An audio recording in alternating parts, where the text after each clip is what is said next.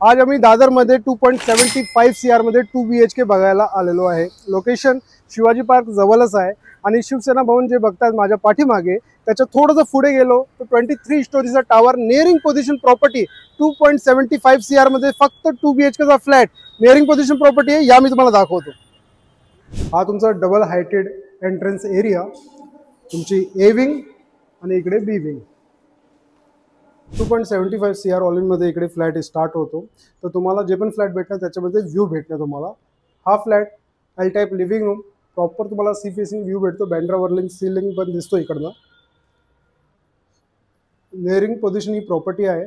समोर शिवसेना भवन आहे आणि कोहिनूर जे मॉल आहे ते समोरच आहे। हा वॉशरूम, अमेरिकन स्टँडर्डची फिटिंग भेटते तुम्हाला। हा किचन सेपरेट आहे आणि तुम्हाला ड्राय एरिया पण भेटतो मोठा, वॉशिंग मशीन आणि वॉशिंग एरिया बनवायसाठी। हा तुमचा फर्स्ट बेडरूम। आमचे काका इकडेच बसलेले, काकांनी फ्लॅट जेव्हा बघितला ना आणि व्ह्यू त्यांना खूपच आवडला तर त्यांची पण फ्लॅट घ्यायची प्लॅनिंग चालू आहे। तर हा व्ह्यू